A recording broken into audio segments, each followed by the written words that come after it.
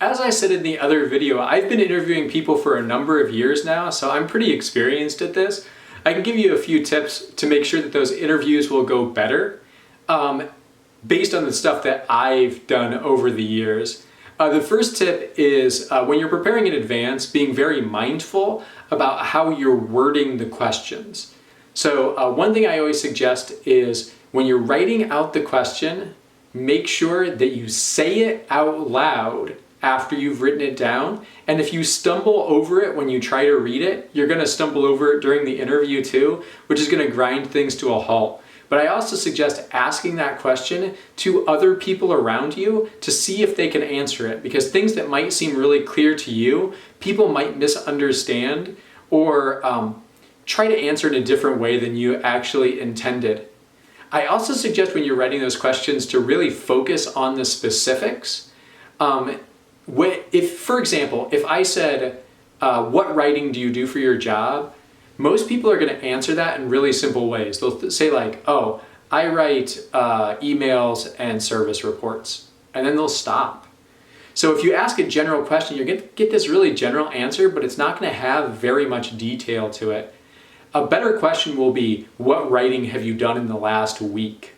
So that'll allow people to focus on exactly specific instances of writing, and people will tell you about the exact projects they're working on, and you can ask, do you do that stuff a lot? And find out the general questions later. But definitely ask about those specifics whenever possible. Otherwise, you're just going to get these really short, not very useful answers.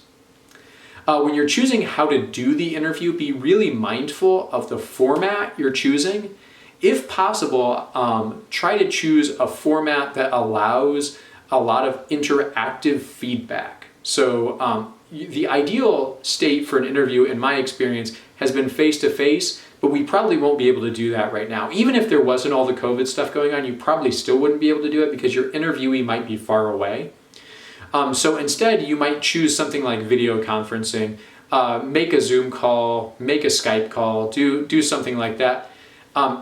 So that you can see your interviewee while you're conducting the interview.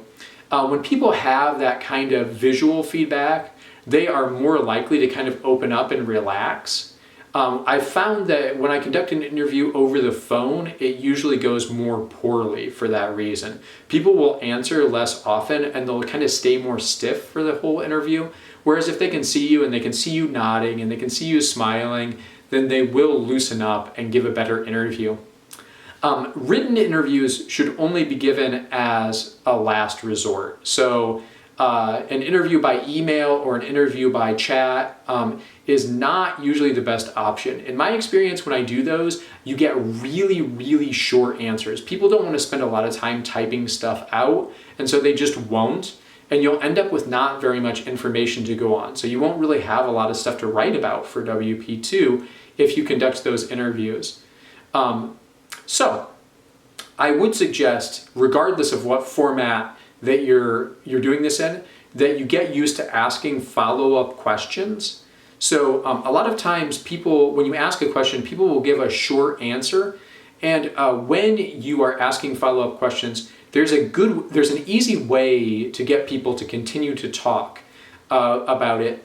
And that is just to repeat the last 3 words they said as a question. So for example, they say, oh, I've done a lot of really interesting writing this week. And you say, oh, this week. And then they'll say, yeah, I did some last week too, blah, blah, blah, blah, blah, blah, blah. That's the simplest way to ask follow-up questions. Just take whatever the last thing they said was and ask it back to them as a question if you want to get them to keep talking.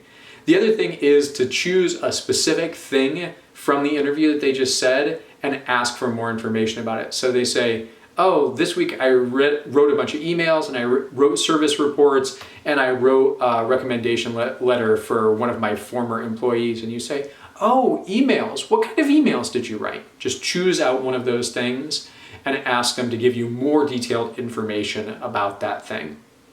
I also suggest when the interview starts that you chat a little bit before actually diving into the questions. Don't say, oh, hey, nice to see you. All right, let's get right into the questions. People will be really stiff And then the first few questions that you ask, they won't actually give good answers for because they're kind of getting into the groove of it. You can get over this by just asking them about their day and, like what the weather is like where they are or something like that. Something to just get them talking for about a minute or so before you ask the real questions. If you are giving the interview via video or via phone, I suggest recording it. You can get an app on your phone to record it. You can use a hand recorder if you happen to have one, like for recording notes or whatever. Use that to record it. And a lot of video chat programs now do have a recording feature in them if you'd like to record it that way. I suggest recording it, and I even suggest having a backup recording just in case the first one stops working or it's hard to hear or whatever. A lot of times you think you're taking good notes while you're going through, but then you go back and try to read them later and you have a hard time actually remembering what that stuff means. If you have a recording you can go back to, it's so much easier. I definitely suggest recording stuff if you can. One of the reasons that we're doing the practice interviews for this week too is because I'd like you to practice being quiet. I know that that's a weird thing to say, especially when giving an interview, but what I often do is when I ask somebody a question, they will start talking and then they will pause. And we're so used to just jumping in that moment that we often will actually stumble over their answer. We'll miss half of what they were saying because we jumped in way too soon. So when you get to that pause, I'd like you to slowly count to 5 before you say anything. So they get to the end of it, and then inside of your head, just 1, 2, 3, 4, 5, and then you can jump in if they still haven't said anything. I think you'll find in about 90% of the time, though, that they will continue talking. So most people get uncomfortable with that silence and immediately try to fill it in, and they will continue to say more stuff about whatever the topic was. When you get to a point where you think that you have enough information, you can jump in sooner than the 5 seconds. But I would suggest when you're doing the practice interview with your peer, practice that 5-second rule so that you can get used to pausing for a little bit longer before you jump in.